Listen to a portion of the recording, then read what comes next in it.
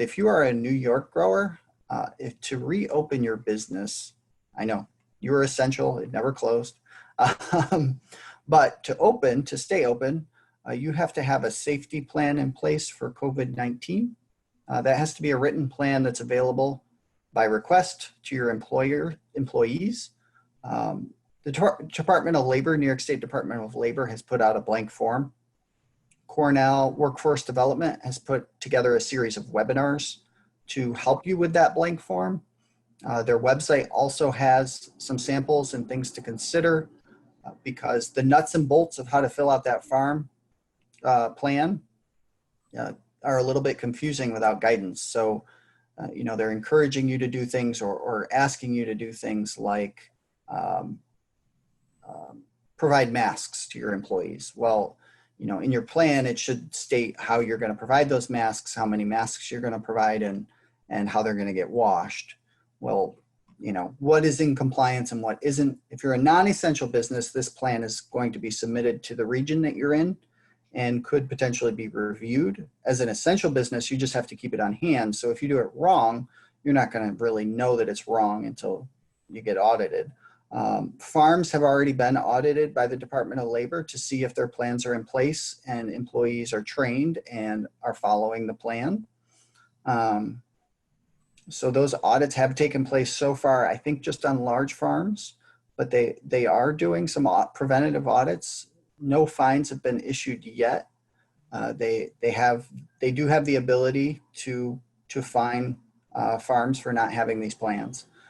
So we've got a webinar for fruit tomorrow at noon. And if you go to the Ag Workforce Development page at Cornell, you can find a link to register for that. We also sent one out yesterday via email. Kate sent out an attachment to all our members to make sure you can register if you want to.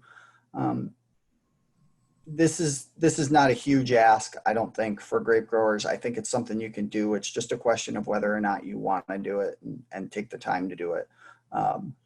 We are already seeing some lawsuits as well related to COVID-19 and employers. Workman's comp is going to provide some level of protection for you.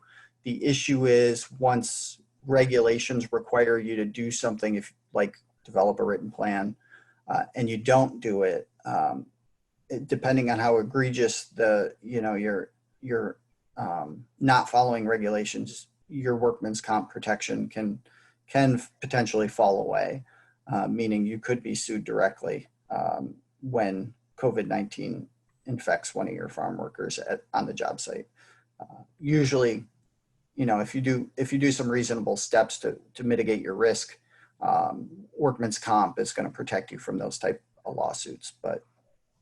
And certainly if you're dealing with the public, I really hope that you've got a plan in place, because if you're dealing with the public, the exposure, not only to the risk, but also to the liability is really high.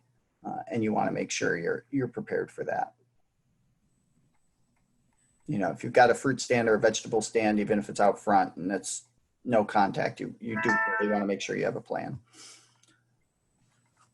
So join us for that webinar. If you have no idea what I'm talking about, make sure you check the Department of Labor website as well to get that plan. We've pushed it out through our crop update as well.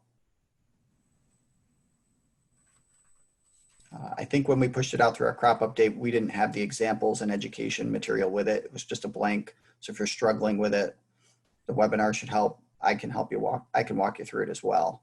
But you do need to have something in place.